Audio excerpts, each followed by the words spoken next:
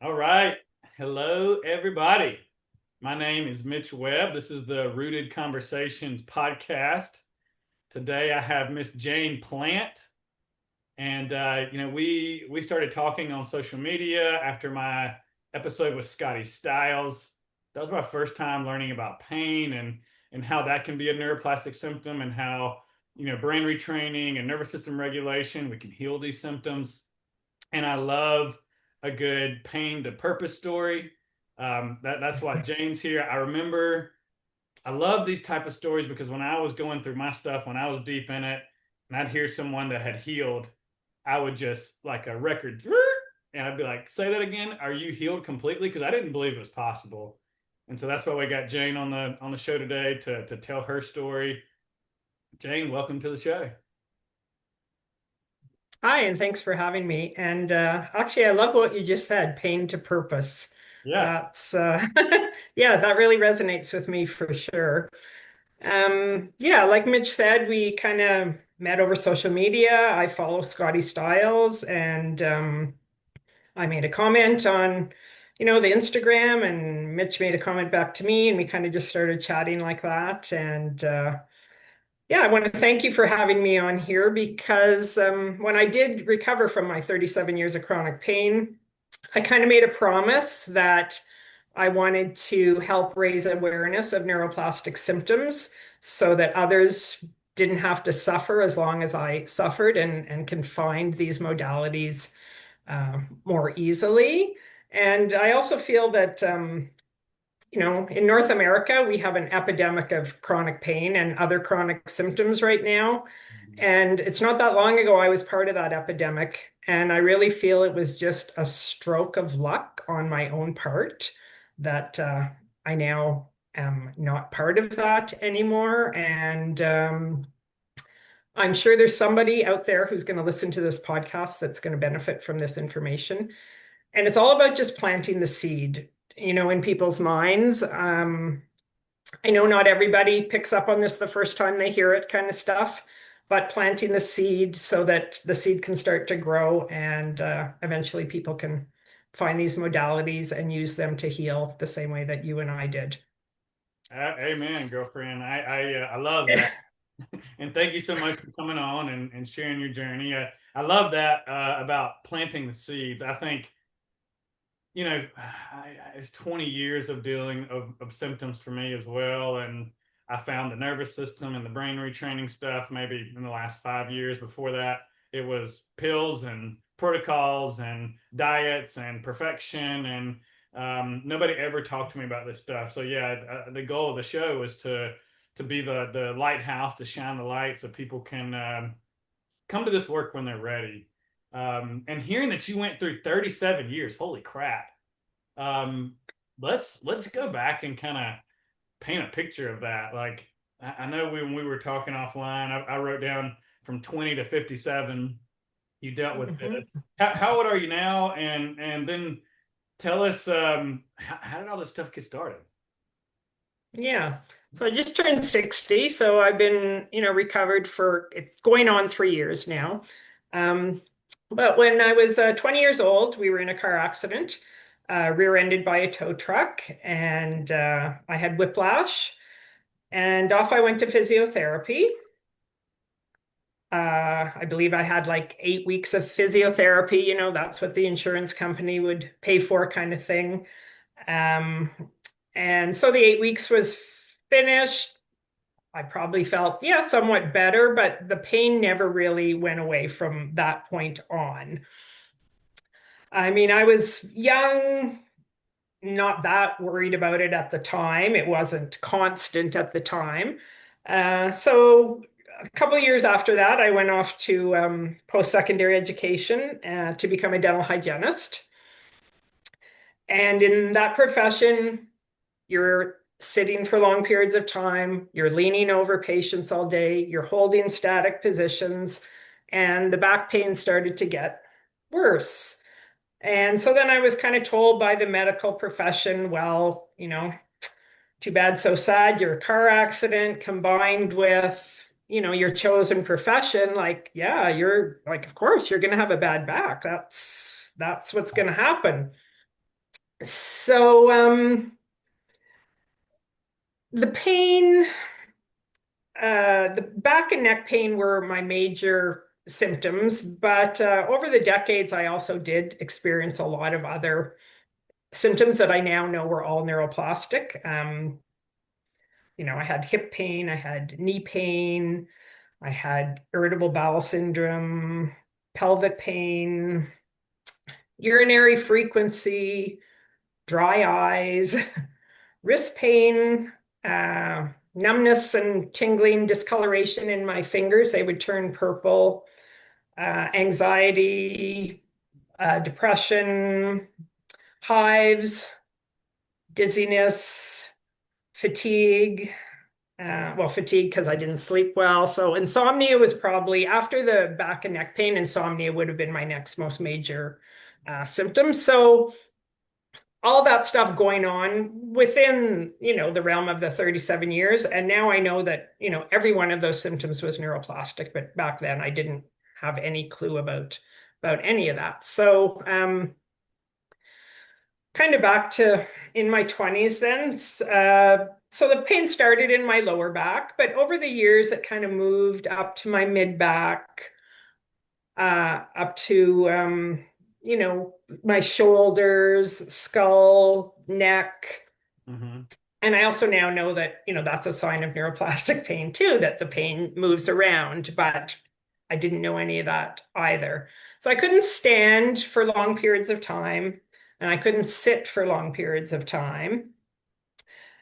So lying flat out on my back, like looking up at the ceiling, was basically where I would find the most relief. Mm. So, even when I was working, if I had a little break in my day or a lunch hour, I would run to the staff room, lie out flat on my back to try and get some relief from the pain. Is that the only thing you So over were the doing like years, for relief, or was assuming the dead man's position, was that like the yeah. main modality, or were you doing other things? And I'm also wondering, were there things that helped and were there things that didn't, or what did that look like? Yeah, so I mean, I was continuing to go to physiotherapy. Um, and of course, I had all kinds of exercises that physiotherapies have given me, especially over 37 years. You can imagine I had a file folder full of exercises.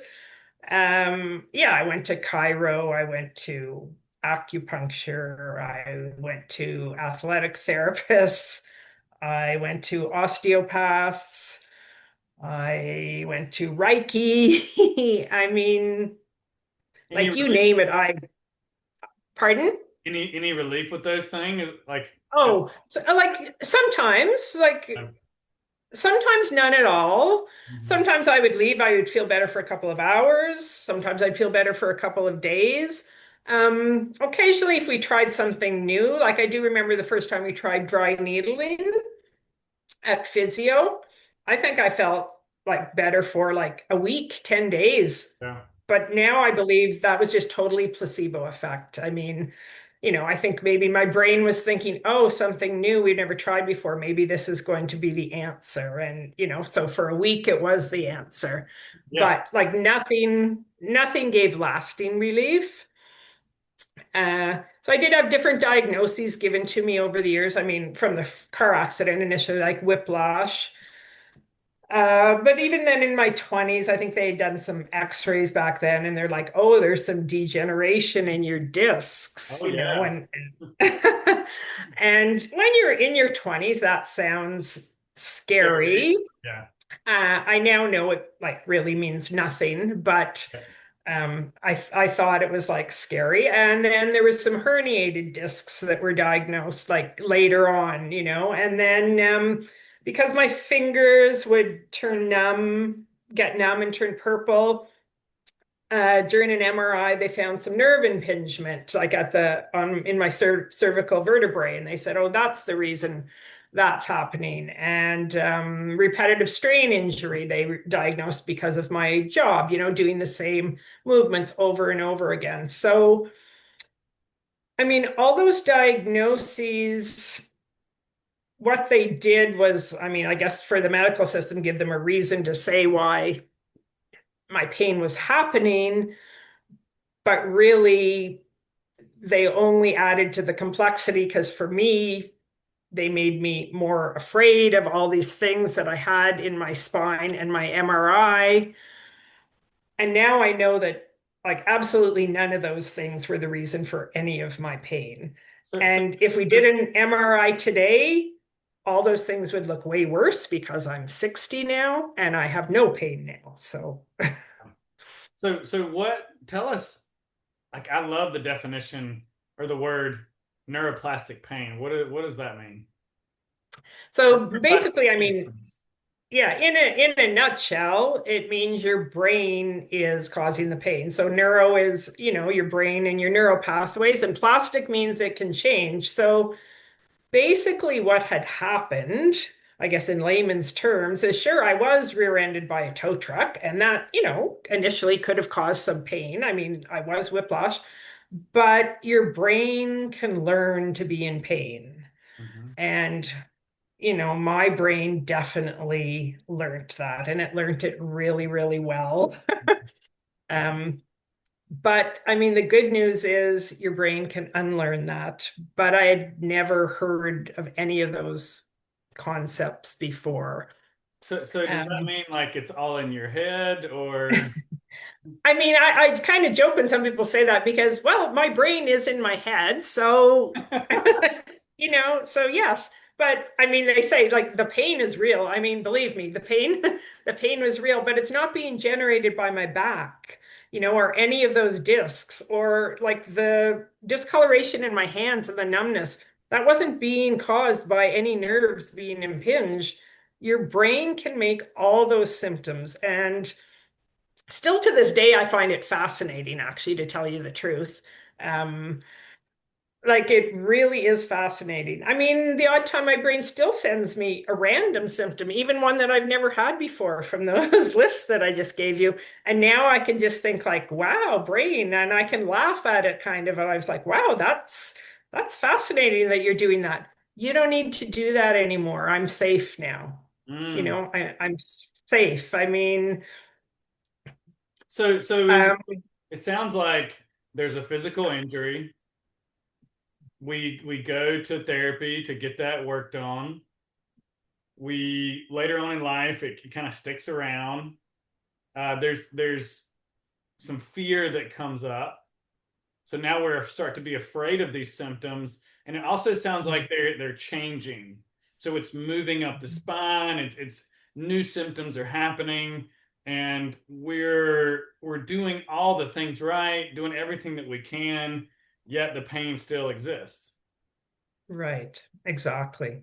Hmm. Exactly. And I never connected all these individual symptoms that they're all occurring, for the same reason. They're all neuroplastic. Your brain is, your brain circuits are just on overdrive. And I think somebody one time I heard an explanation. It's like if you had a guard dog, like in the olden days before people had home security and all that. Some Yeah. people, and depending on where they lived, they might have a guard dog, and the dog is supposed to bark to alert you if there's danger. Hmm. But in neuroplastic pain, the dog is barking constantly, even though there's no danger going on. It just bark, bark, bark, and you can't get it to stop. Yeah. And then you become afraid of that barking, which is the symptoms, and we try to Mm. fix them and figure them out. And then there's fear in the picture, and now we're in a loop of having a sensation, being afraid of it, some type of compulsive response to that, whether it's going to the doctor, calling a friend, Googling yourself. Maybe we go to that, we find some new thing that feels like this is my answer. Maybe we get a diagnosis and that feels like I finally figured it out, and there's all this hope and excitement. We get the treatment or whatever, we feel better for 7 or 10 days, and then oh shit, it's back. And we go right back into the loop. Is that Oh, it just, yeah. I mean, 37 years of on the hamster wheel of the loop. You're right. I mean, exactly. And I saw, I mean, 37 years, I had five different family doctors. They sent me off I saw three different orthopedic surgeons over the time. I saw neurologists because of the numbness and tingling in my hands. They sent me for heart tests like the neurologist did, and nerve conduction tests, and the orthopedic surgeons, sent me for more physio, did more tests, more MRIs, CAT scans, blood work. Um, like my calendar was filled with appointments and You're a professional doctor seer.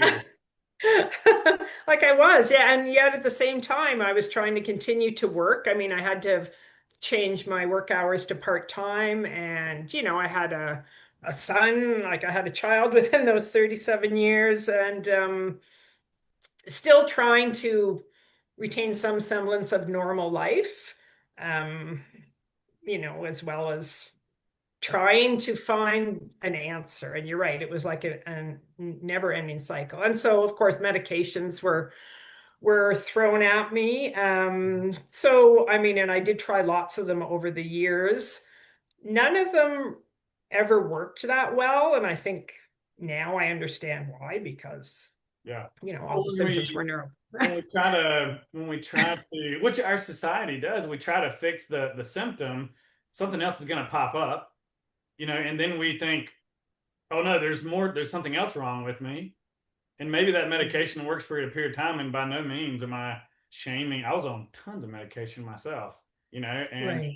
and through this journey, I get a lot of questions about medications. And what I found is eventually you just stop using it when you learn new information, when you have new experiences. And it's like, slowly that grip on whatever the resource is, it could be exercise, could be food, could be medication, could be people, places, things, environments. They're all supportive, and use your crutches until you have new information. Yes. Yeah, that's exactly right. So yeah, I did try all the different medications. I mean, I was on medication for nerve pain, on medication, an anti-inflammatory, muscle relaxants, anti-anxiety medication. I reluctantly tried opioids, kind of like when I was down to, my resources. Um, I tried medical cannabis. I mean, I did try lots of medications, even though I'm going to tell you I'm not a big medication person, but I was desperate. I was desperate to find something that would help. I also like bought, Obus back supports, a neck brace. I would work with a neck brace on. I had back brace. I had special pillow to sleep with for my neck. I had special cushions to sit on when I went anywhere because if the furniture was too soft, my back was going to get more sore. I tried topical lotions, essential oils, athletic taping. My husband would tape my back and neck every morning before I went off to work. I mean, like honestly, I kept trying everything.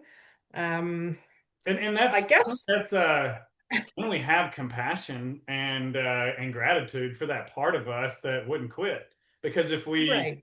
if we had given up, if we just said, you know what, this is, I mean, this is funny because this work is acceptance and allowing sensation. And Yes. that's not how we get to the dance. That's not how we get the answers typically. And then we got to kind of put down those tools. I'm wondering how much of those things, that was a laundry list. How many of those things are you still using on a day-to-day basis? Yeah, I'm not on any of those medications. I don't see any body-based practitioners. Actually, from the day I discovered my pain was neuroplastic, I canceled every physio, chiro appointment that was in my book.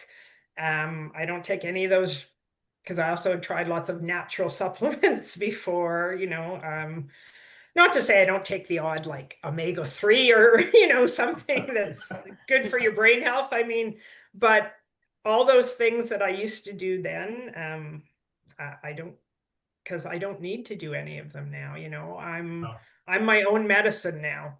Wow, you are your own Mm. medicine. Imagine that. I want people to go back and listen to that again. Like I said in the beginning, when I would hear people say, I used to have anxiety and I don't anymore, my body felt like it was on fire in the beginning. And I was with Seth and Irene up in Canada, and Seth was sharing his story, which is similar to mine in some ways. And he said, "Yeah, I used to have all kinds of anxiety," and I was like, "Whoa, whoa, whoa, whoa, whoa, whoa! Did you say you don't have that anymore? Like, is that? I didn't even know that it was possible." And so, thank you so much for sharing this story because the people that are down and out and getting their butt kicked still, um, it's amazing to hear, and what a transition to go from being a professional doctor visitor to just so you dropped that cold turkey just like kind of overnight, sounds like. I did. And I know not everybody would be ready to do that. It just seemed like once I found this answer, and I'll kind of get to that as we progress in my story, but I just believed it so wholeheartedly. I mean, maybe because for 37 years nothing else had worked. Yeah. Um, I was just ready to go. Like I went in 100% to this neuroplastic. There was zero doubt in my mind once I stumbled across it. Mhm. Um, I yeah, haven't heard so that much. Like, well, I'm new to the brain retraining world, right? And I hear I know Scotty was talking about that a little bit, but for me it was kind of it was like one little thing at a time, and it's like, oh, right. I don't need this anymore. And there was an adjustment period of there was a lot of symptoms that would go crazy in the beginning, like things would flare, but if I stayed with it and I trusted it, they also shifted very quickly as well. And when I say quickly, I mean like over a week or two, something like that. Did your Right, symptoms when right. you stopped everything? What was that like? I mean, I guess initially it was scary, but I had kind of discovered this new way and I had like read and researched enough about it that I believed that was my way forward. And like I did contact my physio and chiro because I mean I had been with a lot of them for a long time. I mean, obviously I wasn't with the same ones for 37 years, but once I was recovered, I did, well, initially I just contacted them and said, hey, I kind of found this and I'm going to try this new way because I thought, like, well, they're going to think I just dropped off the face of the earth. Like they're used to, be being like, they knew everything about my life. I knew about theirs. We were like friends also, right? Because I had seen all these body-based practitioners for so long. But I was like, I'm going to try this new route, but I'll be in touch down the road. Um, and I maybe about after 6 weeks, I just sent a little quick update. I'm like, oh, this is going well, but I'll be in touch. And after about 6 months, because I wanted to have like 6 months of evidence Mhm. that like this was working. Um, Unfortunately, only one or two of them were interested in hearing about my recovery. That's what I wanted Uh, to. That was my question. How did they react to this? yeah. So even my the family doctor who I had had before my current one, who he had me for a long time and he really knew my chronic pain journey. And I thought he would be more, I would have bet he'd be interested in hearing about my recovery. And, I was kind of surprised really that he wasn't. My physio was like, oh, that's great, Jayne, but I'm kind of busy right now. And, Wow, if you're not coming in here every 2 or 3 days, then yeah, go yeah. go kick rocks. That's what it sounds like. I mean, my Cairo, she was definitely interested. I came in and we had a talk, and she said, "Oh, I've been reading a lot more about this brain-based, brain-based recovery, and there's been more in the journals, etc." So no, she heard my story. She took down the information and the agency that I used to get better and the book I had read, and she's like, "No, I'm going to pass this on to, anybody I think might have value too." And same with my naturopath. She was more interested, but on the other hand, like there was at least 8 or 10 people that I reached out to that had no interest in hearing about this. And that's so common, unfortunately. And it's not Yes. doctors, it's friends and family and people that aren't comfortable when we start to heal because they're so used to the old version of us that when we show up differently, in a different way, and we're excited. We want to share. They're not into it. Maybe they're not ready. Is that do you Right. experience that outside of doctors as well? Um, a little bit, a little bit. I mean, I had a few people who were like super interested and they wanted to read the book just so that they could understand more. I mean, a lot of other people are like, oh, yeah, that's great. I know they don't really get it. Mhm. I Um, read the book. I read. I think I want to get into that in a second. I'm not going to give it away. I'm going to build a little anticipation here. But I read, I believe, the book that I think you're thinking about, and it was about back pain, and I didn't get it at all. It went whoop. I got about halfway through it, and I was like, "What is this woo woo craziness that is being um, shared here?" So that makes a lot of sense to me. right. And it's funny you use the word woo because I definitely know that there's a couple family members that if it hadn't been me, if it had been Joe Blow down the street that recovered using this method, they would have thought it was woo-woo. They knew me well enough and had seen me suffer for all those years long enough that they know that there's more to it than woo-woo. Yeah, But I definitely understand why people would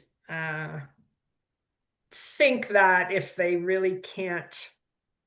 you got to see it. Yeah, Show me evidence. If I, how could I do this by? You mean you just stopped everything and then dropped everything that you were doing, and somehow this, like, there's no way. That's impossible.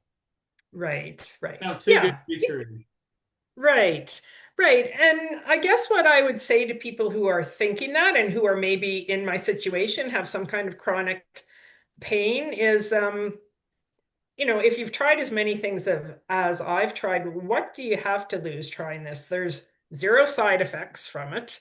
Mhm. Like, um, and to me, like the biggest thing is like you're in charge of your own healing. Now, saying that, I think some people don't want to be in charge. They want somebody else to fix them. Absolutely. But nobody else is coming to fix you. Like, and I know that now. It wasn't that I was looking for somebody else to fix me. That's the way our medical system is, and that's what I thought was going to find an answer for me. Like, if it's not this specialist, it's going to be the next specialist. Um, but once you discover that, this neuroplasticity, you think, no, like you are going to fix yourself. Hmm. And And to the that I think is a person, to the person that's watching this, and they're like, "Man, this sounds like me," but they have their things, like you said. If I stop what I'm doing, what's going to happen? What would you say to that person? I would say, like, honestly, like, you got to try it. Like, I'm begging you to try it because I don't want you to be like me. And it wasn't just the physical symptoms I suffered from, like the low mood, the withdrawing socially from everything, wearing the mask, pretending that I was okay when really I was on like the verge of falling apart. And I Hmm. thought if I fell apart, I would never ever kind of recover. So that whole part of it too is so exhausting. And like I see you and I know where you were, but like my God, like this is the answer. And it might not be the exact same modalities that worked for me or that worked for you, Mitch, but like there's a whole realm of mind body modalities out there, and there's going to be a few that resonate with everybody, and that's where they're going to find their healing. It's easy to go into worst case scenario when we're thinking about letting go of our things and trusting. I mean, that's what we're building. We're building apps, real trust and safety in ourselves. And no matter what happens, we're going to be okay. So if someone's like thinking the worst case scenario, and I said, "Hey, finish this sentence," what's the worst thing that can happen? What would you say that's going to be for someone? It's the worst thing that can happen. I mean, there is nothing worse that's going to happen. You're not going to end up worse than what you are now. Mhm. Like, there's no way that I was going to end up worse than where I was because I was so at the bottom. Like, I was in survival mode, just getting up every day to endure the next day. I mean, to go to bed, to get up again and repeat it. There's no way you're going to end up worse than that. If you only get 25% better, like I would have thought that was a huge win if I could have ended up 25% better. And some I things mean, shift quickly, and some people take a longer period of time. I think I was longer period of time for a while, and then all of a sudden it was just like boom, boom, boom, boom, boom. That last right. that last 20% was really quick. When I started this work, things shifted quite a bit. It was a bit of a roller coaster, but the times down became less, and the times feeling good became longer. 2 years ago, I have clients. I talk about this all the time, and I got a peek of what that felt like. I feel like coming out of survival for me felt like drowning my whole life and coming up for air. And the big thing I could tell is everything is beautiful. Life was easy, and I had peaks of that. And each time that, I mean, it was maybe 3 to 6 months between them in the beginning.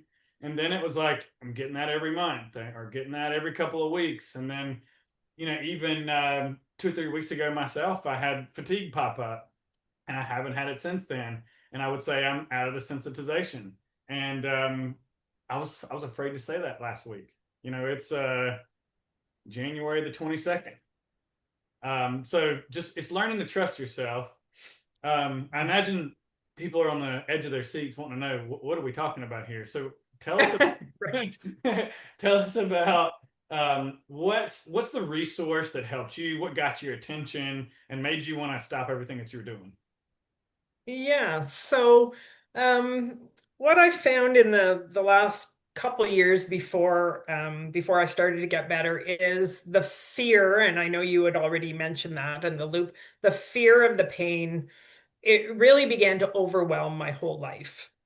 Uh, like from the moment I woke up, I'd be like, "Oh, where's the pain? How Oh yeah. bad's the pain? If it's not there yet, oh, what am I going to do to bring it on today? What time's it going to arrive?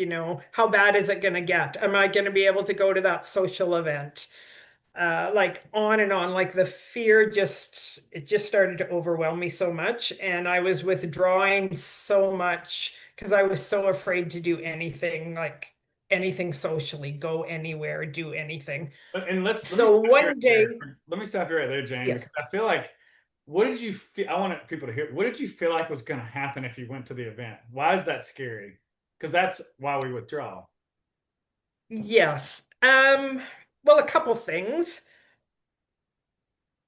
How bad was the pain going to be? So was I going to have to leave early? And I guess then what would people think of me? Mhm.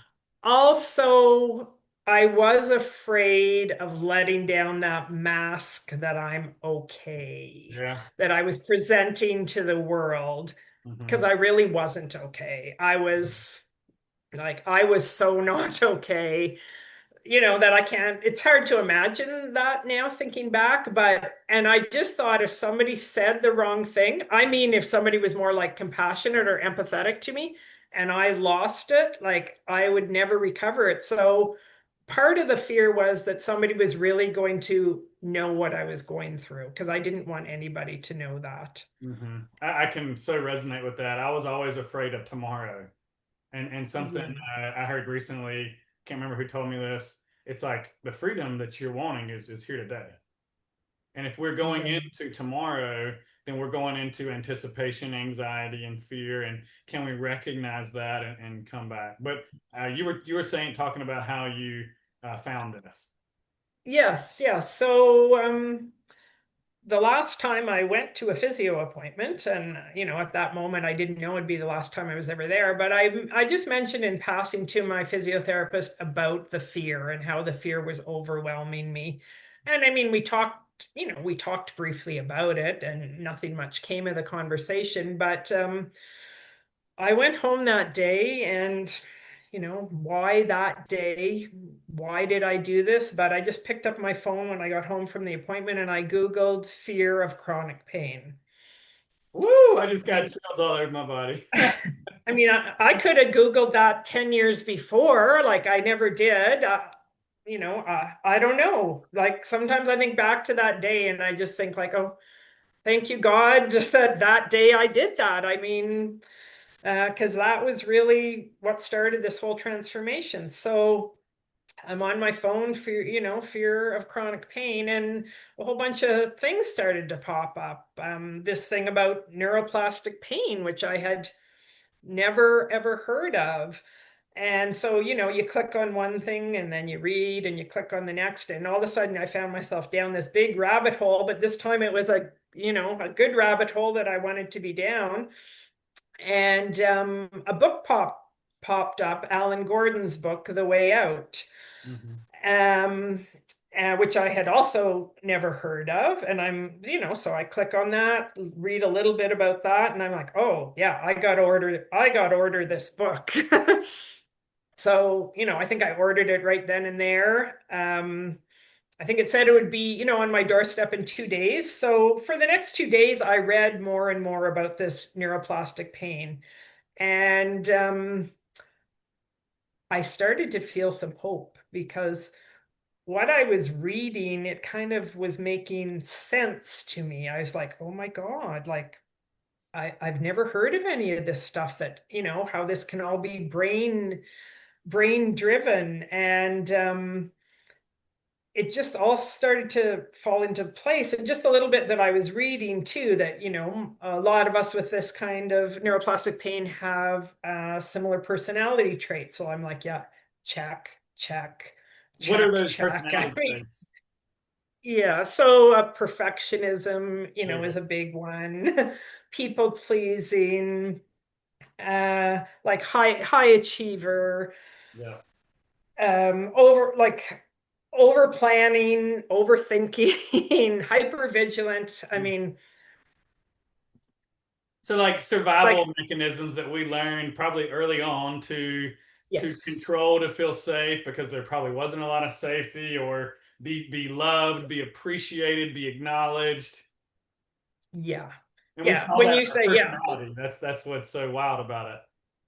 yes, yeah. And like you said, like coping skills too, yeah, that you learned to growing up. And so, yeah, another big part of the neuroplastic pain is, how you would score on the ACEs score, the adverse childhood events. And I mean, like I was way up there. And it all started to make sense though. So the book arrived and I started reading the book, and it's definitely written in layman's terms. I mean, Alan Gordon had back pain himself, and he kind of developed this pain reprocessing therapy, which is a huge component of the therapy. The book even has some humor in it. Any like apparently he's kind of witty himself, and if you follow him on social media, he can be a little bit witty, but I just started reading and I felt like Alan had written that book to me. I mean, like everything, everything in that book was just making total sense to me. And just reading the book, my fear plummeted. What did that look like? What did you notice first off, right away or whatever? Well, I mean, I'm just gonna say, like, because I had always thought all these things that were wrong with my spine and in my back was what causing the pain. And that led me to think like, well, God, Jayne, you're six, well, at that time I was 57. How bad is this pain going to be by the time you're 65? Yeah. Well, like what's going to happen when you're 80? You're going to be crippled up and in a wheelchair and bedbound. I mean, so all of a sudden I understood that, yeah, I have all those things in my spine, but they're not the cause of the pain. So for me, that revelation was just something that, like, the fear was able to drop. So even if the pain sensation was still there, I wasn't afraid of it because it wasn't damaging my body. Hmm. For me, I knew that there was no damage. I shouldn't even say no more damage. There was no damage taking place from the pain. So that in itself, for me, just made the fear like plummet. I wasn't afraid of the sensations anymore. Yeah. That's for someone that's been going that for so long, I imagine that was just it's like it's and I remember this too. The joy that we experience, the excitement of getting the thing that we want, that's almost kind of scary too. Or were you just like, no, I don't, I'm just going to keep going and following this? What was that like for you? Yeah, I was just keep going. I'm like, I know they say some people think like, who are they without the pain? Yeah. Because that had been my identity for 37 years, but I was more than ready to, to get rid of that identity. Yeah. You had enough But for 37 years. yeah, that's right. So I was just in 100%. It was like Alan was sitting there across from me, and I just absorbed it all. I know people don't have the 100% belief right away. I did. I feel blessed that that happened. Yeah. Um, I feel the way my healing progressed, it did progress very rapidly. I know that's not the case for a lot of people. I feel in some ways I was very privileged to heal as rapidly as I did. And then saying that, there's a little part of me that looks back and thinks, but I went through hell for 37 years. So if I progressed rapidly, that's okay. Yeah. I mean, Yeah. Yeah. I Amen. deserve that. There's a little part of me that If you think could I go back deserve that. now, I wonder if you could go back now, would you do it a little bit longer? Should you have done 40 years, you think? Right, right. Yeah. I should have got the Olympic medal. Maybe that's 45 years. Yeah. I don't know. If I had an Olympic medal, I'd give it to you right now. um, Yeah, so the book, I read the book. I've actually heard of some people who have a total book cure. Um, maybe it's, and I can see that maybe, especially if you didn't have a big history of trauma, I think maybe a book cure would be more possible. And if you hadn't had your symptoms as long, if it was just the fear keeping you in the symptoms with no like trauma or repressed emotions, I think a book cure could certainly happen because I was probably like 30% better just from reading the book. Wow. Uh, Well, tell yeah, me about so I'm curious about the other 70%. And the age old question, how long did full recovery take? yeah, so I finished reading the book and then I thought, well, I've had that many decades of chronic pain. I'm going to seek out professional help to, to finish the recovery for Yeah. sure. So again, I went to the internet and started, a Google search. And I found an agency here in Canada called Pain Psychotherapy Canada. They're based out of Calgary. They're very unique in the sense that so Tanner Murtaugh, I don't know if you're familiar with him, but check out his YouTube channel if you're not. He had his own chronic pain story. He was in chronic pain for 4 years. He actually happened to be becoming though a social worker and psychotherapy at the same time. So once he recovered, he opened this agency um, specific for neuroplastic symptoms. And at that time, so it's almost 3 years ago that I started therapy with his agency.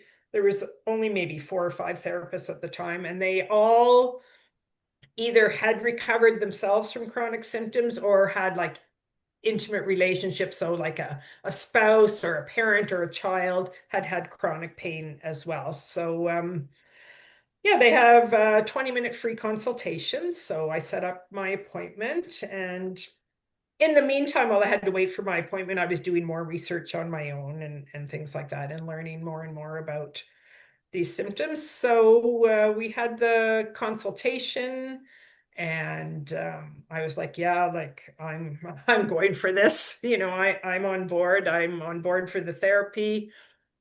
So in the first session, of course, they have to go through, your history, do an assessment. And I still remember my therapist asking me all these questions. And I'm like, I realize you have to ask me all these questions and do this assessment. But I said, I know I have neuroplastic pain and Mm. I know that I can get better. Mm. And I that right just, I there, just, that belief, because when we yeah, see it and we start to believe it and we start to yeah, have a new belief that this is going to heal, I think that accelerates things so much.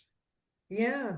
And I think at the time, because I had come across it and acted so quickly on it, I also, Mitch, I didn't realize that there's, hundreds of thousands of people around the world using those modalities and are taking a longer time to get better. Mhm. Um, I was just all in and I was like, well, yeah, of course I can get better. Alan kind of outlined in the book a little bit, and you've told me what we're going to do, and I'm going to do those things and I'm going to get better. That's really what I just believed. Yeah. And that belief is so important because, I'm a big fan of somatic therapy, which is body-based therapy. And Yes. you can say, oh, yeah, you just need to shake it off. But the thing that's different than us and animals is that we have beliefs. And if we believe it's not safe, then we're not going to be able to do the thing. And so we have to kind of work with both. And it seems like Right. if we can get that belief on board, like I just said, it accelerates the whole process. So you spend enough time, 37 years. I think that's the medal right there. You win. And it's yeah, you're damn right. I'm tired of this, and I'm ready for something else. And I've got enough proof, and I got belief, and I'm just flying towards the finish line. It sounds like. Yeah, yeah, I was all in. And yeah, and you're right. I had enough proof. I mean, once I started to see what neuroplastic pain was, I was like, oh, well, God, like I've got all the proof in the world that that's what I have. So, we started with pain reprocessing therapy, which is more kind of the education part of understanding the neuroplastic pain, but then starting to look at it in a different light. So, whereas I used to look at all my pain with fear, frustration, I wanted to fix it. Mhm. Now I'm looking at it, with curiosity and isn't that interesting? You're just teaching your brain that those sensations are safe to be there and you don't need to do anything about it. Mhm. You're accepting that it's there. Which is Uh, so, I call it, it's so ass backwards from it what is. we know. We know, oh my God, there's a pain. It's bad. Make it go away. Fix it. Put a band-aid on it. Take something really quick because you don't ever want to feel bad. Right. And ultimately that's what keeps us stuck. So society, that's how we do things. And instead of running from it and fixing it, you mean I'm gonna Yeah. invite this pain and get it and get curious with it, eventually learn that triggers and pain and these horrible sensations that we've been afraid of, like these are actually good things. They're trying to heal me. My watchdog is just learned to bark too loud, and so I got to make it my friend. And when I make it my Right. friend, I get better. Hmm. Hmm. Sounds crazy. Get out of here. And I did make it my friend. And I mean, I stopped using the word pain. I Yeah. had like a silly name for the sensations that would come in my body. I What's also the silly stopped, name? my name was Silly Willy. Silly. I like it. Silly Willy. That's good. That's Oh, good. there's Silly Willy again. I also stopped talking about it with everybody except my therapist. Yeah. And, that was hard because everybody knew I had a bad back. So people would ask me, how's your back? I mean, that was a common question. Oh, how's your back today? But How do you I handle talk, that question when you don't want to talk about it? yeah, I can't, like, I guess I would lie in a sense that I was just like, oh yeah, I'm doing fine today. Yeah. That's So, good. Well, that I like that because it kind of takes pressure off of because it's like even myself, if I say I'm healed, it's almost like I'm still kind of having that hypervigilance, waiting for the other shoe to drop, and I'm anticipating some sort of shame, which is ultimately coming from myself if I got that wrong. And it feels a little bit more titrated to say I'm good today instead of I'm cured, I'm healed, I'm good because ultimately we learned that we can be wrong, that we can meet another day if that stuff comes up, and life oh is yeah, not perfect. It's more like I can handle it, and I can handle Right. it today. I really like that. Yes. Yeah. So yeah, so I did that. I stopped talking about it to anybody other than my therapist. And we worked on the PRT for several sessions. And mixed in with that, then we were doing the somatic tracking, Yep. which is kind of like a form of meditation. Mhm. Uh, Again, where you're focusing on the symptom, whereas before you'd always try and like fix it or ignore it or take a pill to get rid of it or put the heating pad on it and all those other Was things. it when I so somatic tracking is just noticing sensation in the body? Did you feel like you had to go looking for it, or did it just show up? Some of each, depending on when I was doing it. And when I was first learning it, I would do it more like formally. I would have a certain chair that I would go sit in and, oh, I'm going to do my somatic tracking now, and I had a like an audio from my therapist of it. But once I learned to do it, uh, once it became more easy for me, I would kind of take it on the go with me. If I was going out to do an errand and a sensation arose, I would just do it informally, like, oh, okay, back. I see you're having a little chat with me today now. Like, well, okay, well, we're heading to the grocery store. You can come along with me if you want then. But not like, oh my God, my back is sore again. And here I have to go out and get the groceries. And how am I going to carry the grocery bag from the store to the car and back into the house? Which is how I used to go. My brain used to go like that. Now it's just like, oh, yeah, When there's you that. describe it like that, the welcome, hello back, silly Willy, I feel playful. And as soon as I feel like your eyebrows come down and we're saying, oh, oh shit, here we go. I just feel like this. So, I mean, that's such that's the contrast that we want to see, right? We want to notice what's it feel like when I talk like that, the old way to myself. Oh, I want to go Right. into this. And what happens when I'm just silly willying it? Oh, my shoulders can relax. It's fun. Doesn't mean it's any less doesn't mean we have to even like it or be comfortable with it, but over time we learn to welcome it. Yes, yeah. And I feel like at the same time that I was doing this therapy, I started to do other little small shifts, but I think, they really made a difference. I'd either get outside in nature more, or even if I couldn't do that, like I'd look outside the window more. I'd notice nature. I'd notice the blue sky. I'd notice if the sun was shining, was a bird chirping today. Um, I'd play some of my favorite music, and if I was having a really good day, I'd dance around the kitchen by myself to it.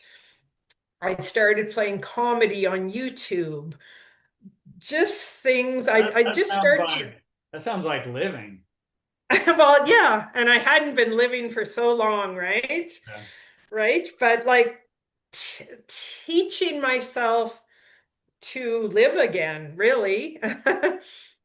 Yeah. So I do think those things really made a difference, and bringing more laughter back into my life, like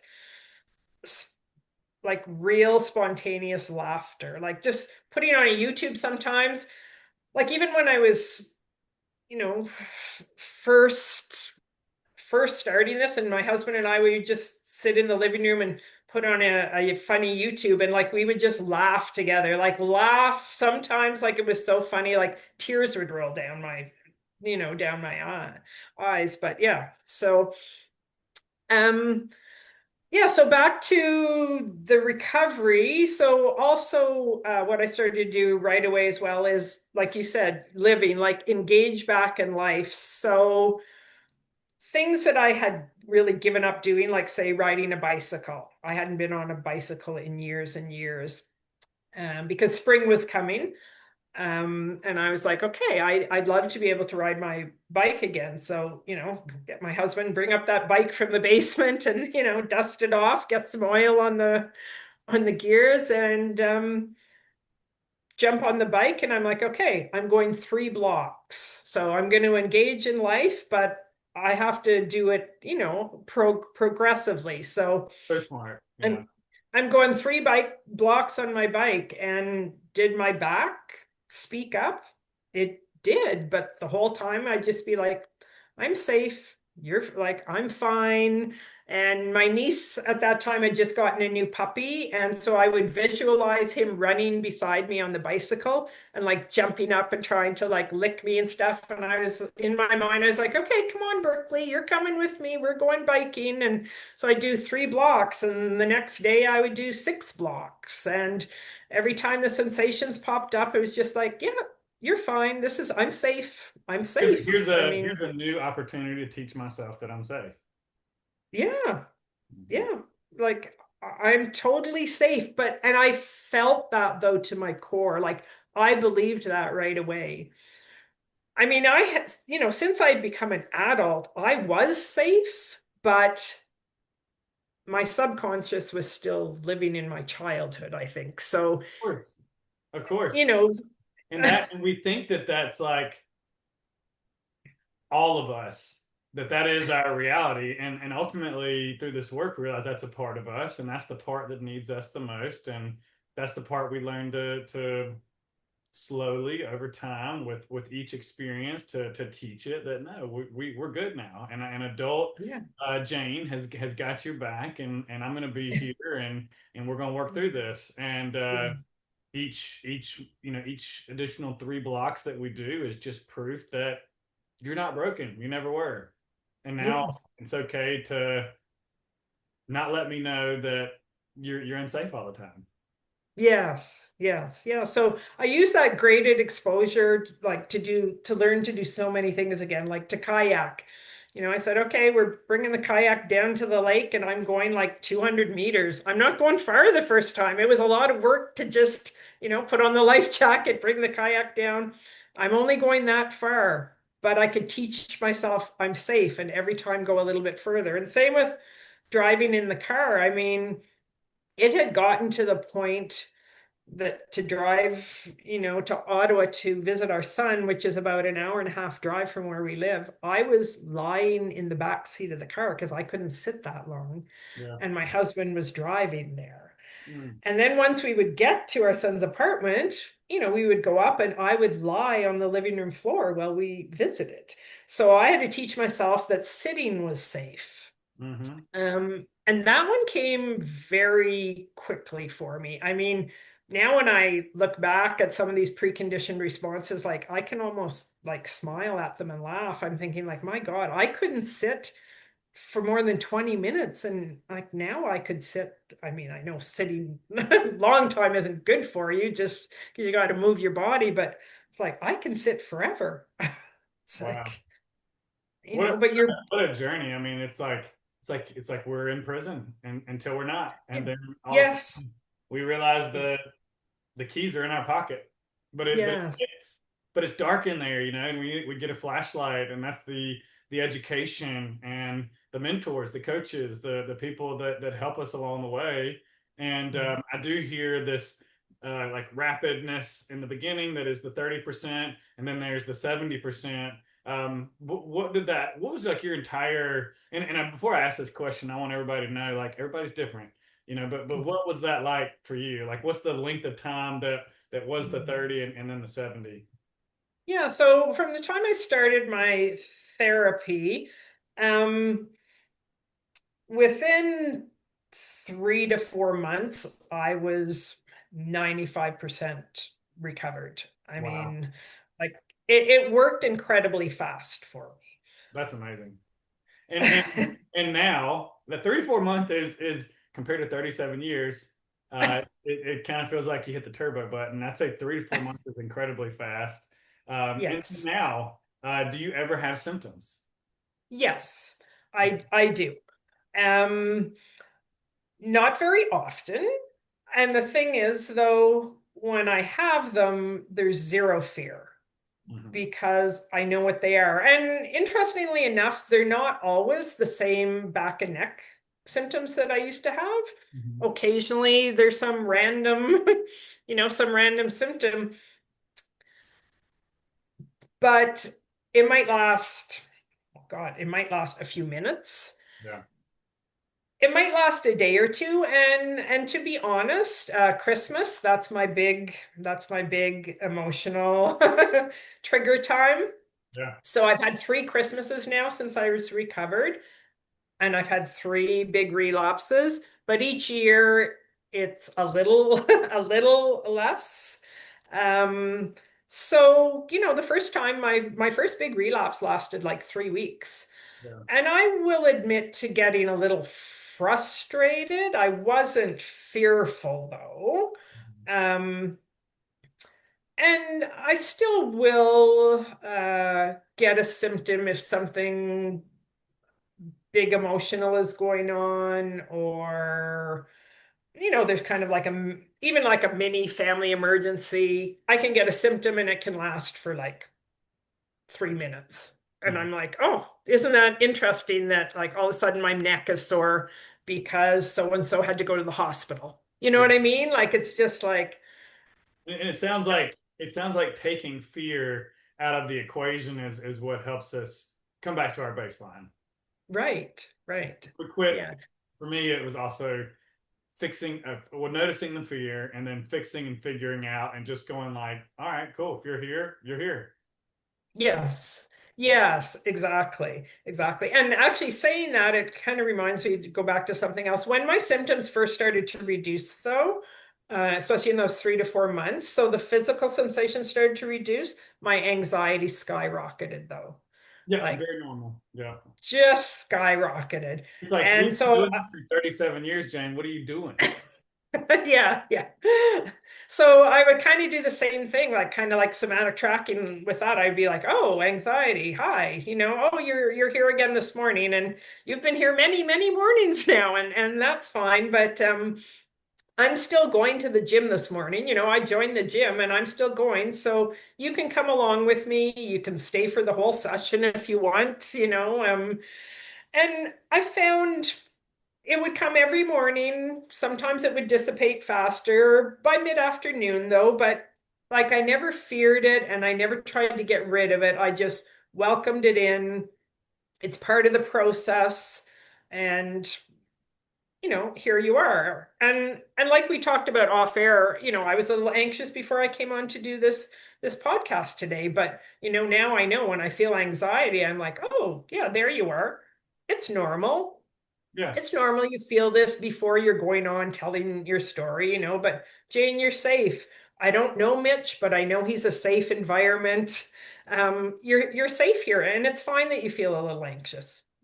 Yeah. Like that's Imagine that. That was the big one for me, realizing trying to fix it and figure out, which I built my whole identity around being a health coach. That's what kept me stuck. And same thing, I heard that probably 3 or 4 months ago, and now symptoms are so much better. Had one fatiguey day or a week or two ago, and using my values to do what I love and take them with me, and yeah, it feels like a magic trick. But I cannot thank you enough for coming on and sharing your journey. So many people need to hear this. If you've been suffering with these type of symptoms and it feels overwhelming, you feel like you're never going to get out of them, just remember Jayne went through it for 37 years, and you can do this too. And it sounds like education. The book, the Way Out with Alan Gordon, and just showing up and doing the work and knowing that we can heal. That belief really changes things really fast. So Jayne, if somebody's listening and they feel like this is them, and what words of encouragement would you have for them before we hop off here? yeah, well, I mean, I really want to reiterate to people, if I can do it, you can do it. I mean, I'm not special, and your pain isn't special either.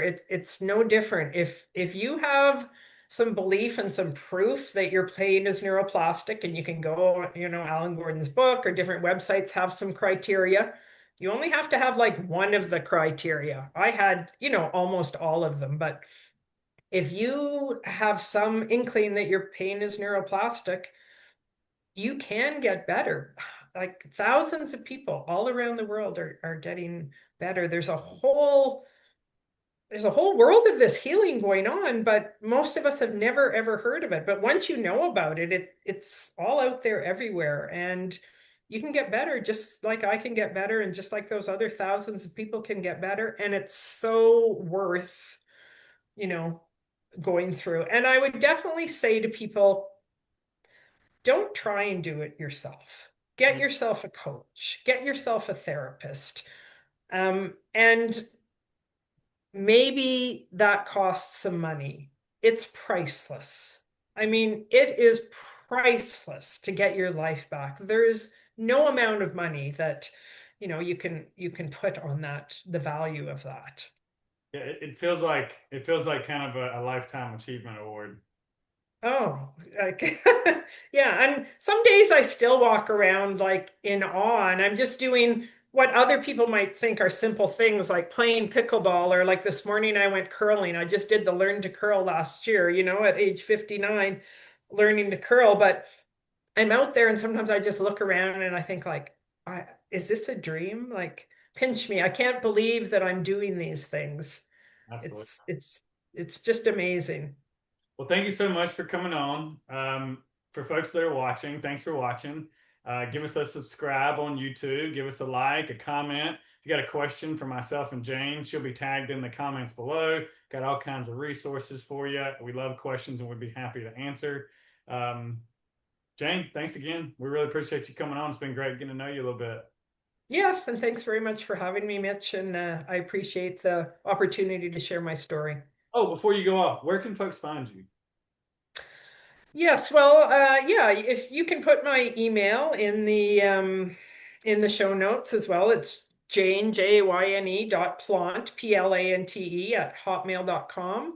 And also you can put my Instagram in the show notes. I'm not on Facebook, or I don't have a YouTube channel or anything like that. I believe my Instagram, because I don't uh, use it too much, is at jplant65, I believe. I'm, Mitch I'm, will have it anyway, and he I'm can on put it in Instagram. the show notes. Yeah, I'll put it in the show notes. No problem there. Yes, J Plant, JPLANTE 65. Yes. It'll be in the show Yeah. notes too. Definitely reach out to Jayne if you have questions and comments. And Jayne, thanks again. Great to see you. And have a great week. Great. Thank you. Thanks again, Mitch. Bye All now. right, bye bye.